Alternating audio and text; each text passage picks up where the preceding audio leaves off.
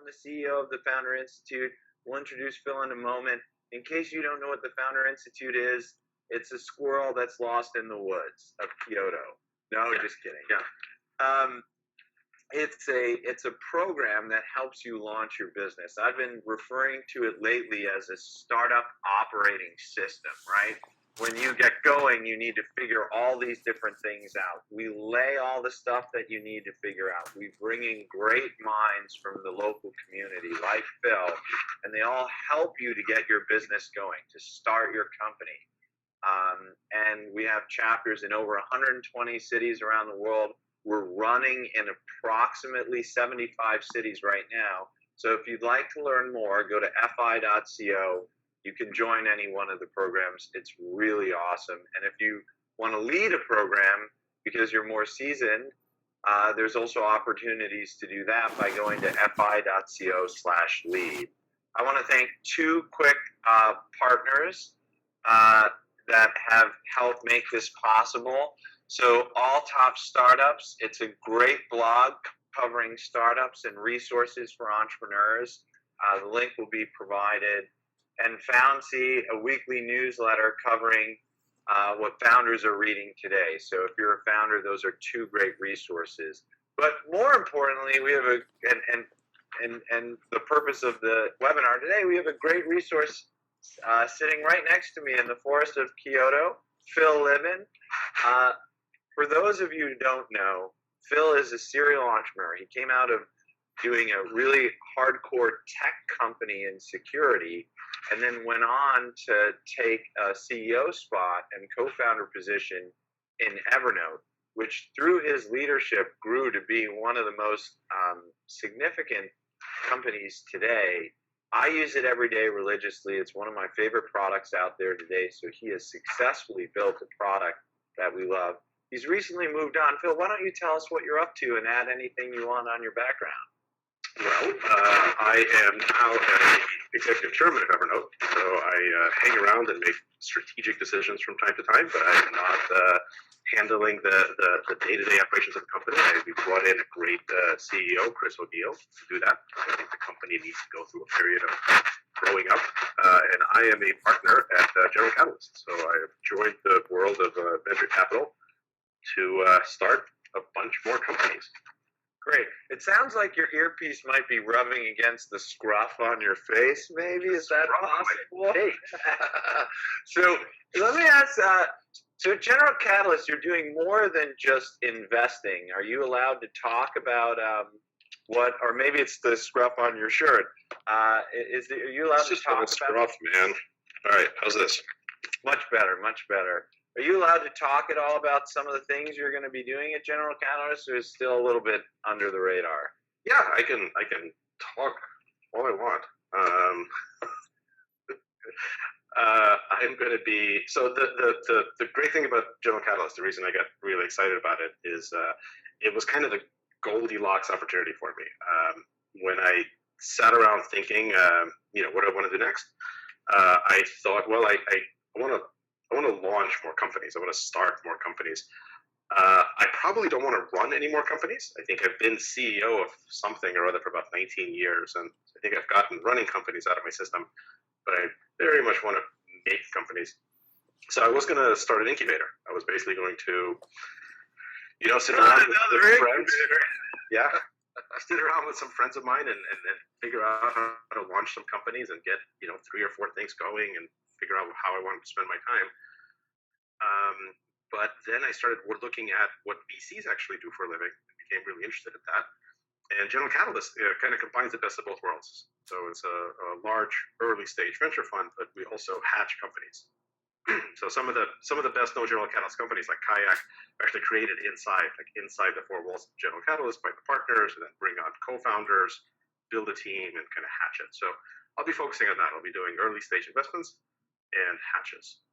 Wow, so that a lot of times that's called company building, and it's a great segue into the topic today, because when you're building a company, like many of the people who are joining us today, the first thing you need to do is build a product that people love. Now, I know a lot of people have just come on recently, so I'm going to point this out again. We're going to be covering a number of topics, and if you have questions, you can pop them in the chat, and we'll queue them up as we go through them. So, one of the things about building a great product is, what's a characteristic that is or makes a great product, and you famously say, I have a 2-step revenue plan. Make a great product and then charge money for it. It's sort of like the underwear gnomes, like collect underwear, make lots of money. So, but what constitutes an amazingly great product in your mind? The number of people who aren't going to get that South Park reference are just going to be completely confused by what you just said. You just kind of glossed over the underwear gnomes, but okay, I guess that's just well known. So, yeah, you can look it up. That was a 3-step plan. Mine's only a 2-step plan, so it's actually a 6-step. So what's an amazingly great product in your mind, Phil? Like, how do you, so do you know when you see it, how do you define it? And you're going to be doing it now, you're going to be making more of them. So how do you get started? And hoping to help great founders make more great products. That's the real scalable part of this. I think it's hard to identify specifically, but I think there's a couple of things that products that aspire to greatness have in common. Okay. One is great products have a point of view, like they're not neutral. When you're using them, you can tell that the people who made them had a particular point of view about how the world was supposed to work, how you're supposed to use the product, what makes sense, what doesn't make sense. It's not do whatever you want. Everyone is special and unique. There is a particular point of view of how the world is supposed to work through this product. Interesting. So, maybe if I bring up an example from my own experience. So I've been using Relate IQ. Yeah. And my product, which is now called Salesforce IQ. Mm-hmm. And with a lot of CRM systems, it's like data entry, right? You're like, and with them, you just type the name of the company, and it sucks all the data from the internet. It sucks all the data from your email, and it's like all the contacts, the name of the company, all the company information are there right away, and it's almost like their point of view is, in a CRM product, you don't need to be doing data entry, right? It's pretty clear that that's what their view on the world was. And is that an example of what you mean?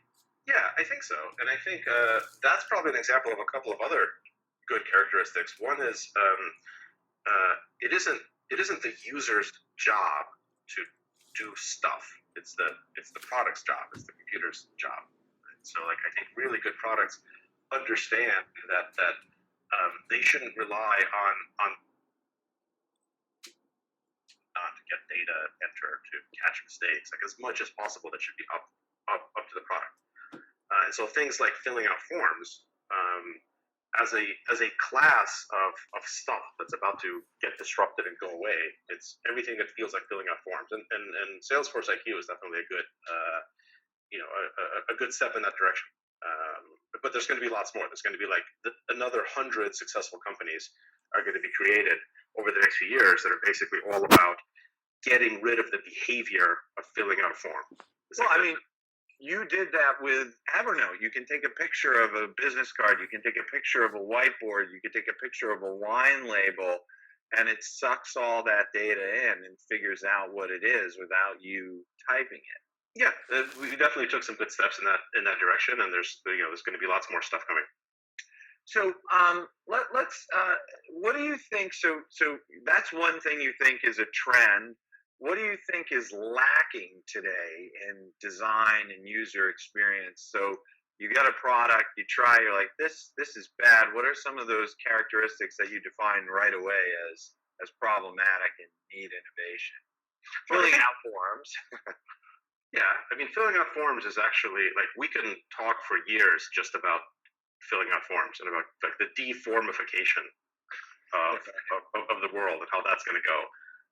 Every industry is going to go through this phase of just getting all the forms out of the system. You can look at that as that even happened with online dating, right? Online dating a few years ago was basically filling out forms, right? You would go on, I don't know, whatever, eHarmony or something, and you'd like fill out your tax form, and then you would get back results, and it was like you were kind of like dating a spreadsheet. Like you would just compare forms to forms and see what was up. I never actually did any of this, so this is in research that I've done since then. Uh, and now, like, there's no more forms. Right now, you're just kind of swiping. So like everything is going away from the act of forms. Like the act of forms is very. The act of filling out a form is not cognitively ergonomic. Like it isn't how your brain wants to work. And we were forced into it in every industry because of the limits of the technology. And now those limits are coming off. And so every industry is going to go through this process of getting rid of forms everywhere. And that's a major step. And let's take that a little bit. So amazing products. Where's the first time you encounter a form? It's like usually when you right away. Log in, like, or register. Log in, right? Like you get an app, you get a website. It's like log in, fill out the form. You're like, what? So, what do you think? Like, let's tangent away from negative and go to positive. What are some of the best onboarding experiences in your mind that you can see for mobile or for web in the modern world that gets a user really engaged versus like, hey, try this, fill out a form? Right? Yeah, I mean that's tough. Like we spent a long time at Evernote and are still spending a lot of resources and really trying to just optimize those first few steps. When do you ask for a password? Do you ask for it twice? Do you make someone type their email address twice? Can you like automatically get the email address? Like in Evernote on Android, we can actually pre-fill in almost everything. An iPhone is a little bit harder to do that. So those experiences are definitely something that's worth iterating over. But the sign-in experiences at least only happen once for most users. Once you're kind of in the product, the rest of using it should be really pleasant, should be really beautiful. I think a lot of products, when you use them, you very clearly understand that no one like involved in the creation of this product like was in love with it. Like no one involved in creating it and making it and using it and testing it was like, yeah, this is like amazing, this is beautiful, like I love this thing. Okay, let's dive into that for a second. By the way, we just crossed 1,000 viewers, so you are a very popular man. Woohoo! Party! So loving, that's hard to do, right? Like, got an organization, someone drives into work, they get to work, they've got problems at home. How do you make your team love the product, right? I think at some point they love the product, but they've got, again, family, commute. How do you make them love the product? That's why work is like an oasis from all these things, man. It's like you come into work and you leave your problems at home behind and you just focus on a loving relationship with a product that you're building, and it loves you back. Like it's the cure to all of life's problems. It's not made worse by it. So, all right, well, that's an interesting way to look at it because, most people are like, work is work, play is play. So what you're trying to say, the best way to get someone to love the product is make sure that they love their job. Right? Yeah, I mean, you really can't beat more work out of like unhappy engineers and designers. Right? Like the happiness at work ultimately is the most important thing, right? That determines not just your current product, that determines your next 100 products. And companies are getting better at that now. Like happiness at work comes in many different forms, and obviously there's lots of difficult times at work as well.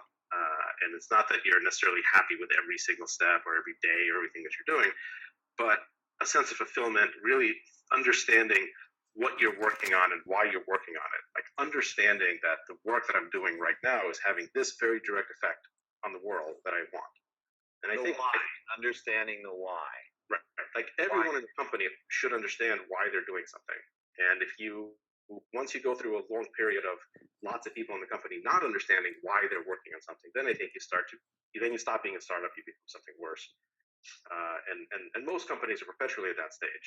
And all companies are at that stage from time to time, but I think it's really worth fighting to try to prevent that from happening. So right now we probably have 1,000 and change people on this call, most of whom are going to be early stage entrepreneurs, right? Maybe they have themselves alone working on the product. Maybe they have a small team of up to 5 or 10 people, but it's going to be primarily that group of people. Right. And how do they keep you've been there multiple times in your career and you're going back there now. How do you keep such a small team passionate about the product? So you let them know why they're working on it, right? And you remind yourself why you're working on it. What are some other tips that you might give these team members or these small teams to keep passionate? Well, so at Evernote, we kind of cheated on this, which we didn't do in my previous two companies, but now I'm convinced. Like now that I figured this out, I'm like, oh yeah, I don't know why I would ever do anything else. We really did make the product for us. People talk about that a lot, but it's kind of an important thing. Like my first company, we were making e-commerce software for big retailers, and fundamentally, like at the end of the day, I only care, so much about what big retailers want. It's like I'm not a big retailer, and so like yeah, I want to do the right thing for the customer, blah blah blah.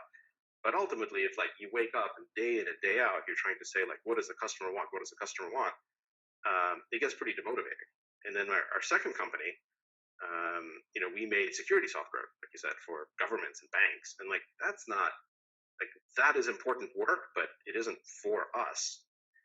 And I became an expert after like 6 years of this. I became an expert on like Department of Defense procurement procedures, like that kind of stuff. I don't want to know any of that. At Evernote, we really did make the product for us, and that it honestly feels like cheating because if you're making it for you, you can at least be yourself. It's hard, but if you're honest with yourself and you're making the product for you, you can know when it's getting better. Like you can know when it's worthy of like really being in love with this part or that part. You can know like when stuff's gone backwards because like you are the target audience, and the iteration cycles are much more efficient. If you're not making the product for yourself, you're constantly in product market fit mode. You're constantly trying to iterate to find the right product market fit. You're making it for yourself. You at least know when it's getting better. Right. And you're like, boom, this is perfect, right? Yeah. And so I think like since the tech world is becoming more and more of a meritocracy, having a really great product is by far your best chance of succeeding at this point. Now, it doesn't guarantee success, but it's by far the best shot you've got. All of the other stuff, your channels, your marketing, distribution, logistics, like all of that stuff, you get massive leverage if you have a genuinely great product. And if you don't, like it almost doesn't matter what you do in those other things. That's only been true for the past few years. Like that wasn't always a true statement. That's only been true since the advent of like social media and app stores and things like that. The way the world is wired up right now, making the best product is the most important thing you can do, and making it for yourself, especially if it's your first time around, is by far the easiest way of having a shot at making a great product. So I would just say, like, if anyone's actually doing this for the first time, like, pick an idea that's for you, and you're probably like 3 times more likely to succeed than if you're just doing something abstractly for other people. You did a perfect segue into the next topic, which is how do you pick an idea? How do you get going? So pick an idea that's for you is the easiest hack to get started. And then, right. So you're a first time founder, you have a small team, make sure that the product resonates with you. Of course, I don't want to, so now like 500 of 1,000 viewers are like, crap, I'm dumping my enterprise software idea. But you've done an enterprise company. So for half the audience that isn't necessarily building a product for them, is there a way or a hack that you can give them so that they can find that love? Like, can you love enterprise software for governments? Like, I don't know. You did it. I've never done that. It's hard for me to say. Yeah, I mean, look, everyone is like, everyone's a weirdo about something, right? Everyone is passionate about something, and there's obviously people who are super passionate about enterprise software, as they should be, right? Because making good software for people to use at work is like very high impact for the world.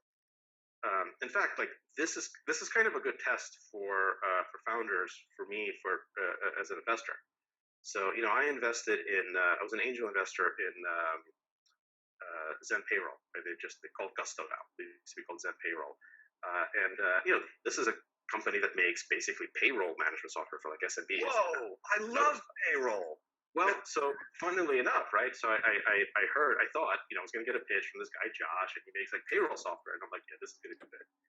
And this guy comes in and he like pitches me about payroll, and he loves payroll. Like he is passionate, so much so that after like 20 minutes with him, I'm like, I'm really excited about payroll. Like this guy has like convinced me that actually like one of the highest impact things you can do for the world is make it easier for like people to start companies and to deal with like take all of this horrible crap about payroll and benefits and simplify it and like make the relationship with your employees better. And he is passionate about it. He knows everything about it. And he basically took me from going like, I would rather chew my arm off than know about payroll software, to being genuinely excited to like be involved with this guy about payroll software. And so it was like an obvious investment. So you can be passionate about more mundane things. You just got to make sure. So your basic lesson here is if you're not passionate about it, you're not going to build a good product. So maybe you should refactor what you're doing. So if you are passionate about it, you can of course test it with yourself. But what are some other things that you might recommend founders do to test that they've got it right? So you're passionate about payroll, you build it, you're like, this is amazing. I have a point of view on the product, but now I got to show it to someone else, right? What are some recommendations on testing? Well, and I think for Gusto, right, like for them, it kind of became self-fulfilling, right? They were building like software to make it easier to run small companies, and like they were a small company at the time, so like that loop got closed pretty fast. And I think that the enthusiasm was authentic.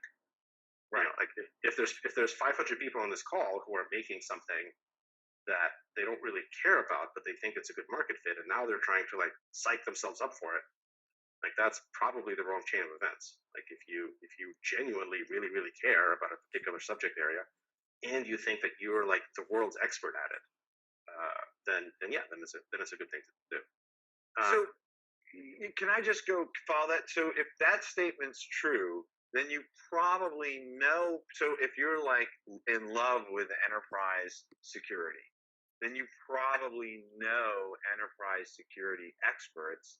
So first you test it with yourself because you love the market, then you can go to your buddies in the field and test it there. Do you have any other advice on sort of moving outside of that domain? Michael asks, like, what are some other specific metrics that you would track, like cohort analysis? But I'll turn it over to you. Yeah, so you gotta.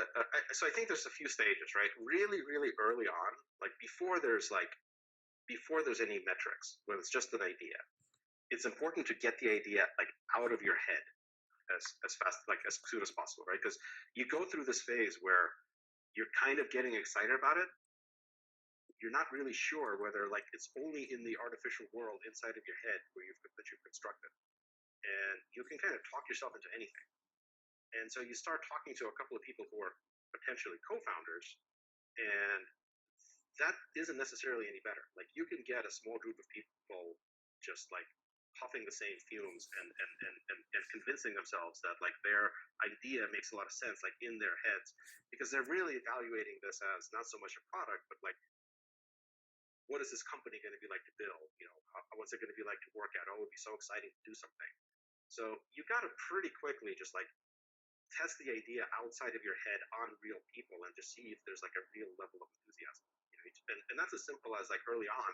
It's just as simple as like talk to people who you aren't trying to recruit as co-founders. Like, and just see like someone with no stake in it. Do they think that it's actually genuinely great? And well, David's asking like, but even then, how do you remain objective when you start getting different kinds of feedback about your vision? Because a lot of times people, to your point about the payroll founder, they're so passionate they create a bit of a reality distortion field. And so they're like, payroll's amazing, and you're like, payroll is amazing, man. And then you're like, wait a minute, payroll's not amazing. So like, how do you remain objective? Yeah, but I don't think objective is what's important, right? Like you're not This is not a rational decision. I mean, anyone making a rational decision about whether or not they should like quit their job and start a company should clearly not quit their job and start a company. I agree with that. Yeah, I mean, it's like the reality distortion field makes reality. Like the reality now is that payroll is amazing. Like repeat after me. Like it's all sorts of actually genuinely awesome. Like any company that I start now or that I'm involved in starting, like of course I'm going to use this stuff. And every company I've started in the past, like the payroll stuff has sucked and the benefit stuff has sucked. So like it's actually a huge like it's a huge benefit to do this. And like the reality distortion field is what makes reality. So I'd say like I wouldn't worry about being objective. I would just say like talk to a bunch of people and then just see like are you still genuinely in love with this idea? Are you still infatuated with it? Or like are you kind of playing defense? Are you now looking for reasons to like really like it because you feel like you've got some kind of commitment, you've already put work in, and you're just looking to justify it? Or like every day are you actually like more in love with this concept? And at least for the first few months in the life of the idea of the company, you ought to be getting like more and more excited about it every day. So even if you talk to people and they hate it, like you talk to normal people and they're like, yeah, this is stupid, it doesn't make any sense, like blah blah blah, and you get that feedback and you're like, oh, now I'm even more excited because now I've just understood that like these people don't get it. Like that's fine. You're not necessarily trying to like average out what all the feedback is. You're just really trying to like test the idea outside of your head, like bang it around and then see if after a few weeks or a few months, like you still want to spend in effect the rest of your life doing this. So really, I mean, let's quantify that a minute because I think you're really sage on what you're saying, but it's hard to quantify, right? And let me try and take a stab at it and see if you want to add anything. So essentially, and you know, I know this from personal experience. So you have an idea, Yeah. you think it's great. You go talk to your buddies, they like you, or you talk to people in the industry, they like the industry. So they're all going to be like, yeah, it's awesome. So that's not the best feedback. But as you start to talk to more and more people outside of your direct circles, the gauge is really you, not so that you almost want to take like, how passionate are you? 1 to 5. If it's like going from like a 4 to a 5, great. If it's going from a 5 to a 4, that's bad, right? That's a sign that, you know, if it goes from a 5 to a 4 after 30 days, it's going to go to a 1 after a year. Yeah, right? And That type of thing. necessarily. I think that's right. And yeah, it's going to go to like a -10 as soon as you've got like employees and investors and like your first problem. So yeah, like you're not going to get more excited about it as you know as you actually start building. But the feedback that you're going for is not like you're not necessarily describing the product in great detail, right? Like you're like, and you're certainly not asking people what they want. Like that people have no idea what they want. You're really trying to get a sense of like, is this an invented problem? Like, did I just make up this problem and like convince myself that a problem exists where really it doesn't? I've actually like a couple of companies that I've been involved with. I've been guilty of exactly that. We like fell in love with some piece of technology, and because we fell in love with the technology, we like invented a problem to go with it and convinced ourselves that this was a real problem. But really, it kind of wasn't. And it took a while to realize that actually, like, this just wasn't that big of a deal. So you're really trying to quantify. Yeah, this is a global conference, and so let me throw something out. What you just said in Silicon Valley, and sorry for the police car. There's no crime. Oh wait, in Silicon Valley, that's called a hammer and a nail problem. So a nail is the actual problem. Let's say it could be doctors need more efficient scheduling, and the hammer is the solution, like a scheduling software. So a lot of times people build a hammer scheduling software, but they don't have the nail, which is doctors, for example, need more efficient scheduling. Or a better example, a lot of times people invent technologies like, oh, I can route packets faster. And it's like, everyone needs faster packet routing. It's like, well, maybe not. So the hammer and the nail problem is a very common dilemma in Silicon Valley. But sorry, I didn't mean to interrupt you there. So a lot of times people invent the hammer, but they don't have the nail. Right.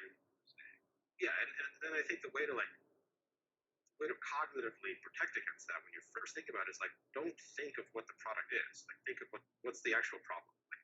Like, identify something that sucks in the world that people will acknowledge sucking, and that people are willing to like go through a significant trouble or expense to fix. Like, that's probably 80%, right? 80% of this challenge is like, what's an actual problem that that people in your target market, meaning yourself, people like you if you're building for yourself, would actually be willing to like adopt a new product and pay for it to fix. And then once you've got that, you've got the relatively simpler task of actually designing a fix for it. Okay. So let's go on to how to scale, because Mike's asking a question. So you love the product, you talk to a bunch of people, they validated the idea, you maybe build a first version of it. I'd like to talk about a little bit on the first version, but you put it out there, and how do you know that? How do you measure love, right? How do you know that people love it, right? Is it So, I mean, if you want to talk about specific metrics, I'd say probably the most important metric. So there's like a little basket of metrics that are really important. Probably the most important one is always retention. That's kind of what gets the closest to love. Is like, do people keep using it? Like, you can say all you want, if your retention sucks, then pretty much nothing else is going to go right, and people are probably not in love with your product. So the first like real honesty check is retention rate. And that's more important than growth and MAUs, than like conversion. It's just retention. Like, if you build something that people are genuinely like still using, that's a really good sign. And how do you measure retention? Well, there's a bunch of different ways, but I would say it really kind of falls into two buckets. There's short term, which is what percentage of people who like try your product actually wind up still using it after a few hours or a few days or a few weeks or whatever that initial time interval makes sense. And then there's the long-term retention, which is of the people who made it through that first time window of like getting to know it, how many are still using it much further? Of those two, the second is the most important. Right, but you won't know the second for a long time, right? Are there any cues that you? So let me ask you, Evernote, you know the data.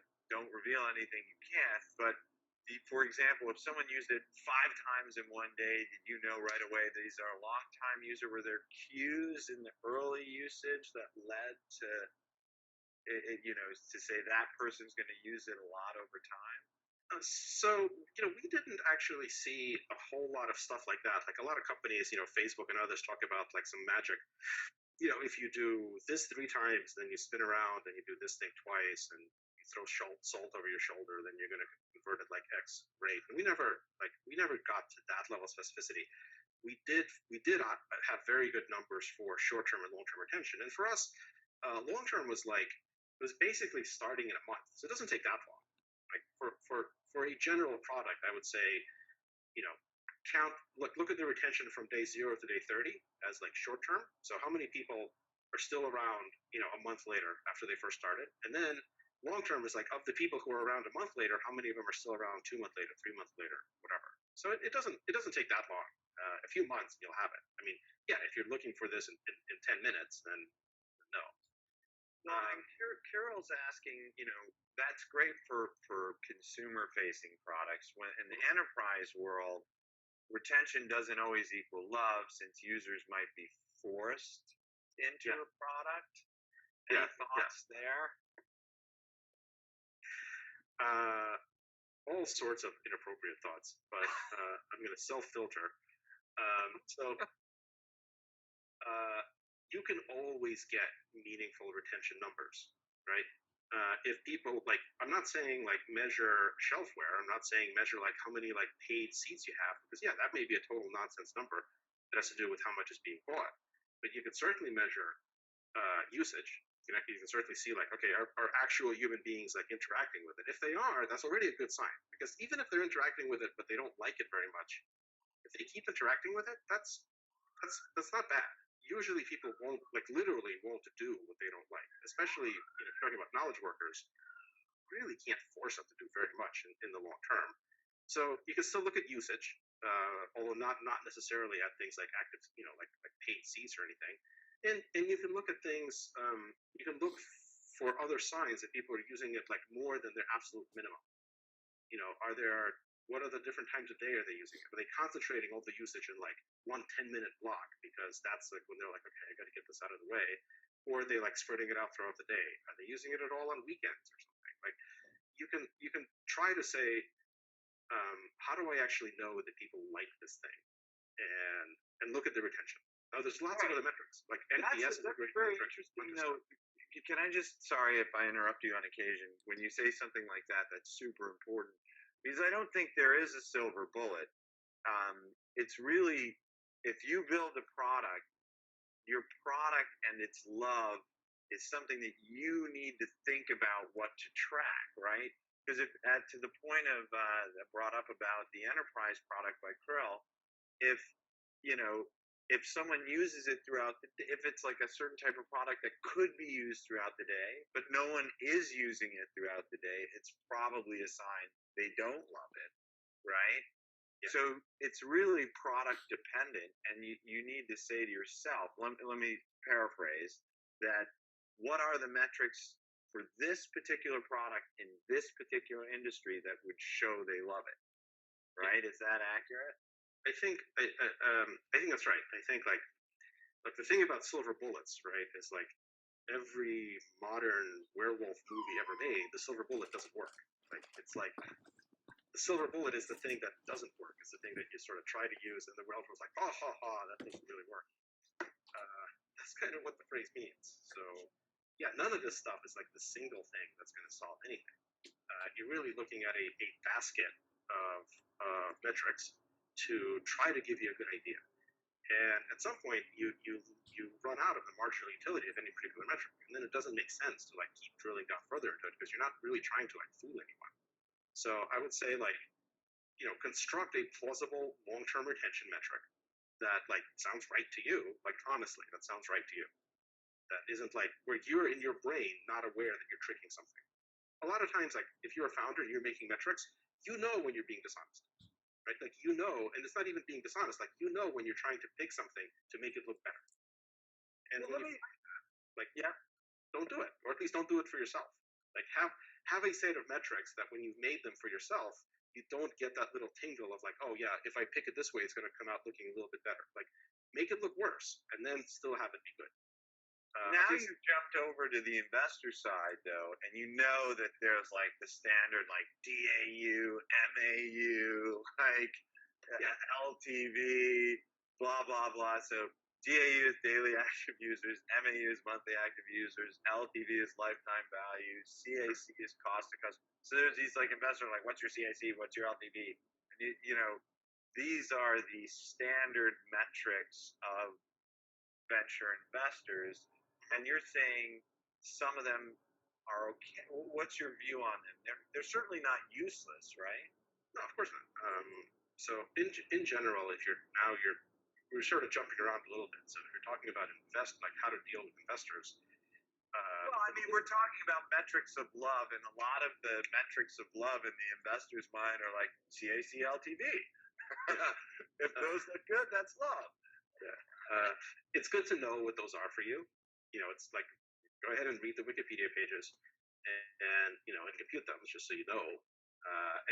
And they're important for good reasons. Like investors think they're important because there's actually like lots of pattern matching where they are important. So it's useful to understand that. In general, like what investors are looking for at early stage, I guess let me just speak from the first person. What I'm looking for as an investor in the early stage is 90% like infatuation and enthusiasm and mastery by the founders. Like no amount of metrics, or especially standard metrics, is going to overcome if I actually like don't get goosebumps when I'm talking to the founder and saying like, yeah, like this is the person that I want to be involved with. Like this is the right person to solve this problem. So as a founder, anything you can do to really get yourself psyched up and to project and to articulate how much you're in love with this and why, and that you've really understood it, that's going to go much further in early stage investment, at least with me and most investors that I know. than anything else. But of course, you should also have, you should know what the other metrics are. But if you don't, it's okay. Like if you go for an A-round pitch and and somebody asks you what your CAC is, you don't know what that means. Like that's not a disaster. You just like say you don't know what it is. People will explain it to you. You'll calculate it. Like no one's going to penalize you for not knowing. Well, assuming that you're kicking ass in other things. JP, one other metrics question, then I want to go to the first version of the product and some scaling questions. JP was asking, what do you think about a metric like Net Promoter Score? Yeah, NPS is good. I like it. It's for people who don't know. It's you basically ask people to rate from a scale of 0 to 10 how likely they are to recommend the product to a friend. And this is super scientific because it's an 11-point scale. Okay? It's 0 to 10. So anything with an 11-point scale, you're like, yeah, there's some real science involved in this. But despite the fact that it's complete like marketing fluff, it's actually pretty good and pretty useful. So I would start measuring NPS and doing it rigorously pretty early on, and doing it for all sorts of stuff. Doing it for the product, doing it like internally for the company. You can measure NPS of your employees. You could do NPS in a lot of ways. I have a concern that it's going to start getting less useful because when you think about it, NPS kind of only works when like the respondent doesn't know that what's being done to them. Right? Because there's a trick to it, right? The whole point is like you're asking this 0 to 10 question, but only 9s and 10s count as a good, and everything else is neutral or bad. And so like the whole reason why it works well is that most respondents don't know. The psychology is if I ask you like on a scale of 0 to 10, how likely would you be to recommend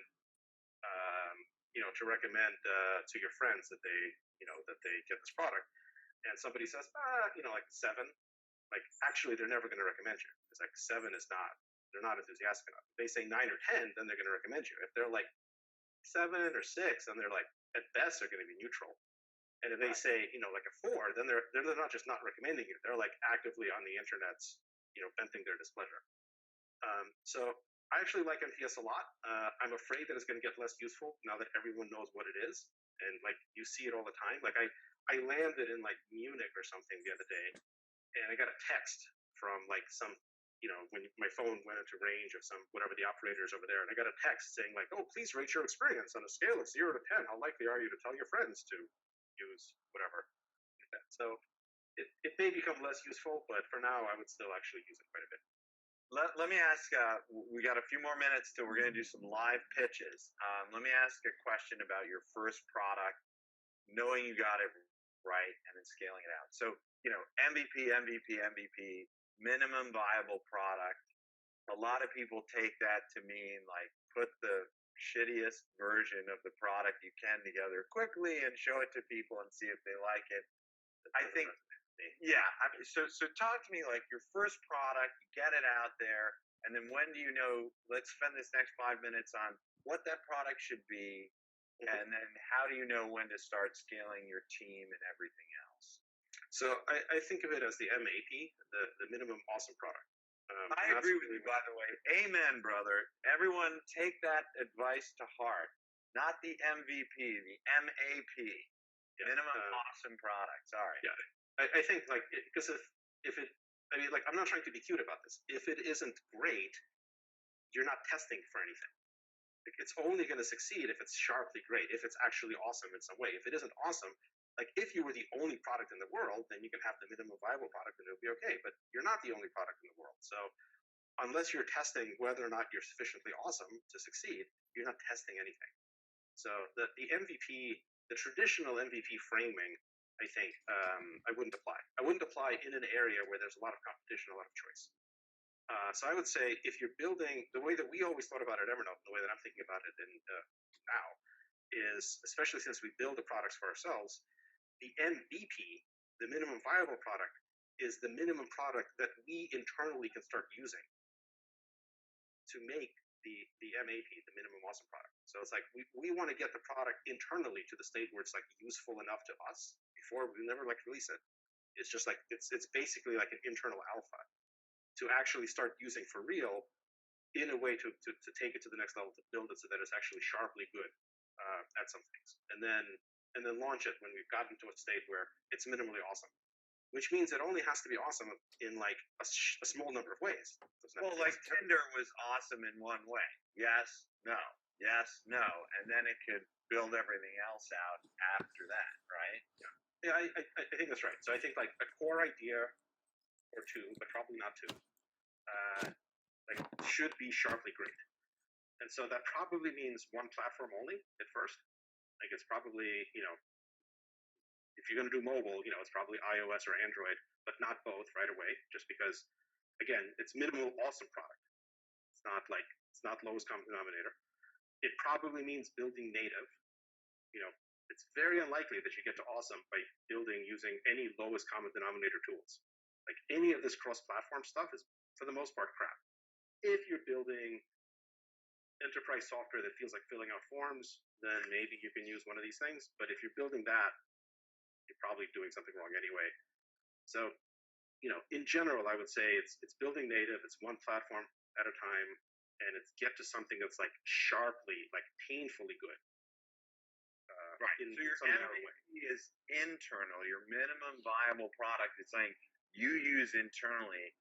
Then you iterate upon that till you love it. Then you have your MAP, which is what you put out to the world, your minimum awesome product.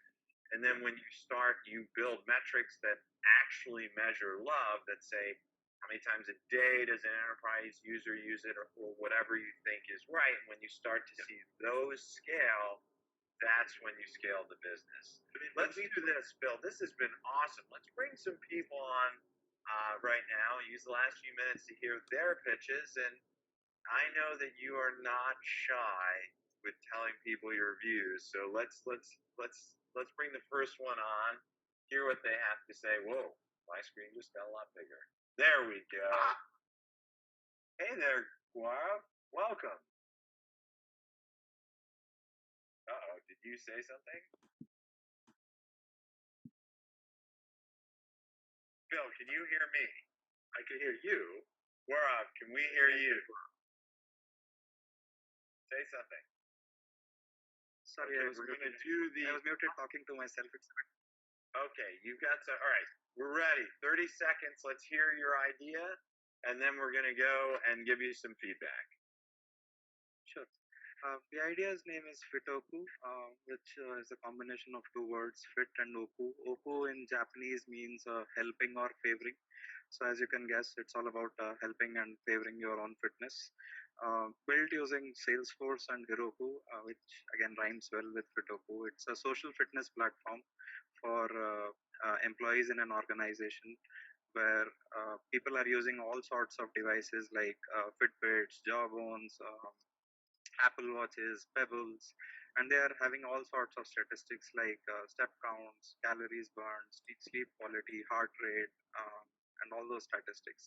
The problem though is that none of these are compatible with each other, and that's a fairly conscious decision by all these companies which made these bands and devices. So Fitoku normalizes the stats across all these devices, which people in an organization can share with each other. They can compete against each other on challenges, and it's offered as native iOS and Android apps. The normalization happens using a Heroku backend, which basically takes the APIs for each of these bands. Okay. You've already run your about a little bit over. We want to try and keep it to about 30 seconds or a minute. I can go first. You can go first. Who wants to go first, Phil? You want me to go first? Okay. You pointed to the forest. Look, we just talked about passion, right? And I did not feel the passion in your idea. Now, that doesn't mean that you're not passionate about it, but just the way that you entered into the whole pitch, right? You're talking about the name, and it's like Fitbit and Heroku and Salesforce and this and that. If especially after what Phil just said, I would open more with passion. Like, I am a passionate health nut. I work out n number of times a week, and I try and run around the office, and I put signs up everywhere that says work out, work out, work out. No one does. So I've built this app that collects all this data and nags people in the office so I don't have to put signs up to get them to work out, and it links in with Fitbits and watches and Salesforce, and it's super awesome for people to work out. Something like that would have, especially after what you just heard from Phil, instead it was more like, remember we talked about the hammer and the nail? That sounded very much like a hammer pitch, right? I work with Heroku, I work with Salesforce, it collects data, stores the data in a database. Phil, do you want to add anything? Yeah, I think that's right. I think if you were to enumerate words that don't signal passion or excitement, they would be things like Salesforce, collect data, Heroku. Not that there's anything wrong with those, and they're very important in other contexts, but I definitely wouldn't lead with that. I would my fundamental skepticism about this idea is more basic. It's I don't want to work out with people at the office. I find those kinds of attempts of like trying to get people at work to sort of do joint fitness things together, I just kind of find those attempts to be sort of off-putting. Now that probably is more to do with just me. Like there's definitely been all sorts of popular, yoga classes and boot camp and whatever at Evernote, and I'm constantly seeing people do it. It's just like it's something that I've never actually felt particularly good about. And I've never felt particularly good about the idea of like gathering this data and comparing it to data of office workers, like how fit they are and competing. It just seems, I don't know, it seems kind of creepy to me. Like it seems like I don't really. I think there's actually regulatory issues as well now that you brought that up. I mean, how much data are you able to collect comfortably about people's working out without violating some privacy issues in the workplace? No, Yeah, yeah. So let's try the next one. Let's get a few of these in. Do we have the next one that we can bring on? Try and be a little more. Show me the love. I'm gonna hold a little timer up. I'm gonna show you the love for the time. Do we have another one? I thought. Oh, there we go. Are you ready? We're gonna give you. We're gonna try and give you like under a minute. So try and tell us in under a minute. All right? You ready? Okay. Boom. I'll start. Yeah. So what recently happened is my aunt and I have another friend of mine. So both are new parents, and one of them shifted from Bangalore to Pune, and they are constantly facing a problem where they cannot find the right school for the child. So the problem is that there are hell number of schools in Pune, and parents are super confused about which school their child should go to. Right. So I was thinking of creating a site that will aggregate all this information, and parents can actually. This will be like a portal where parents can actually review, rate, and find out which school they really, which school suits their child the best. Now the problem here with the existing websites that are there on the internet are that they are basically just a yellow pages for your school. So this is just a school name, address, and there's some like this says this school is great, this school is not great. So that kind of information usually turns out not to be useful. So I wanted to create a community where peer reviews and comments can actually help people make better decisions. Tanmay, all right. Phil, I went. Great job. I went first last time, so now you're going to go first this time. Yeah, I think that was really good. Thank you. I think it's a good statement of the problem, good statement of why, like what your connection is to it, why you're the person working on it. I think all that stuff is good. This is something that I don't have a good sense about what else is out there, and actually how bad or good it is. It seems like the sort of thing that ought to already exist. If it doesn't, then someone should make it, and that someone certainly be you. I have all sorts of questions about business model. Like there's nothing that you said made it obvious about how you would actually make money. So as I had another 30 seconds, so I kept that side out.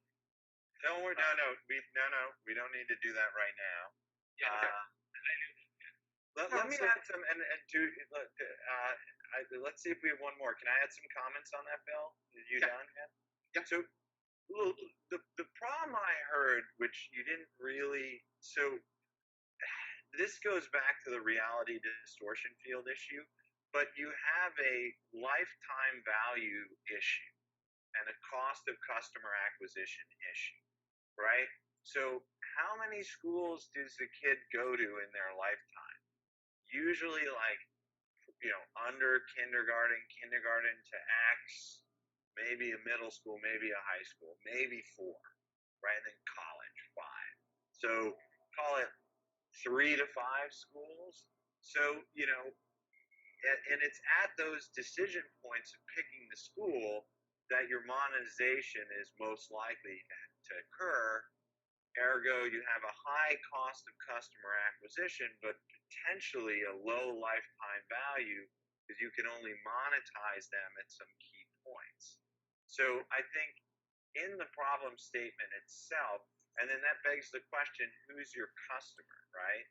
Is it the parent that's paying you or paying the school and you're getting a commission, or is it the school that's paying you to get in front of the parent at the right time? So you have classically what I would call customer confusion, which could very easily be fixed in the problem statement, right? So you say, look, parents have these tough decisions like my aunt and uncle or my cousin, and they spend this much on schooling, so this is a very big problem for them.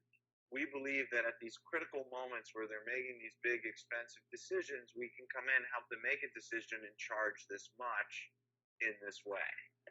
Right? I don't know if you would want anything to add on top of that, Phil. Yeah, I think that's right. I think the way that I would think about this is to figure out what is your average price, what does your average revenue per sort of child enrolling in a school have to be to make this worthwhile? And it feels like that needs to be in the probably few $100 range because of exactly what Adeo said. So then that becomes the hardest thing. It's like, what is a product that you're going to be able to charge a couple of $100 for to do this? And then that's what you should be describing. And because if this is a product where you're making per child, 50 cents, then yeah, you're just not going to get the numbers to make it worthwhile. So I know you didn't have time to go into it, but that's how I would think about that. We got one more pitch, so let's quickly do it. Thank you very much, Tamne. We'll do one last. We'll be a little faster on the feedback. Oh, this was lovely. 1,000 people. All right, Damien, short and sweet, under a minute. We're going to give you feedback. Get going, my friend. Well, can I start? Go. Okay, my company Room is developing classroom, mobile and web applications to help parents and teachers from pre-K to 5th grade communicate safely, privately, and in real time about the children and their activities. This application allows teachers to share text, media, and files about the class to the parents, and parents to inform teacher about lateness, absence, ask questions, and make appointments. So our first market is France. We have just been approved like an hour ago by the French government to be used in public schools, so it's great. So now we can enter any public schools in France and use the application. And right now we need about $100,000 to test this application in the 30 schools that have already signed up with us, and about $1 million to reach our European goals because we have the same contact in many European countries. Perfect. Should I go first? I'll keep it short. So I thought that actually was really great. Yep. Look, you're a little further along than the other two guys. Clearly, you got approval from the French government. That didn't take a day, I'm sure. That took a long time. So you presented this more like a business, less like a passion. Though I think you could have used a little more passion. I love it actually. I think you're solving a real problem, but I don't see like what that problem is. I get there's a communication issue, right? So who benefits? Can I answer? No. You could have answered when you told me a minute ago. So, and I'd love to know later, but I'm just giving you feedback. Who's the real person that benefits from it? Because you say you're selling it to the schools, so maybe the schools benefit from it, but parents would also seem to benefit from it. So I always love to explain the businesses from the perspective of the customer, always, and that's where the passion can come in, and that's where the business starts to make sense. Phil, do you want to add anything to that? I think it was good. For lots of questions, but for 60 seconds, it fulfilled its primary mandate, which is I'm interested to hear more. So you really can't do better than that in the allotted time frame. Yep, I thought it was great. Phil, listen, thank you, Damien. Well done. We didn't give rating numbers. Maybe next time. You know what we should do? I think this could be fun. You and I are very good at feedback. Maybe we do a session like this and just instead of we do it like less talk, more feedback. This was great. 1,000 people. We're still up in the 800s. I want everyone to give a giant, virtual round of applause for Phil Libin. Fantastic gentleman, amazing leader, and I'm eager to see the next companies that come out of your next effort. Thanks, Adeo. It was great to see you again. Let's catch up soon, and thank you so much for the opportunity to talk to all these people. Thanks, everyone. Have a lovely morning, afternoon, and evening. Bye, everyone. Take care.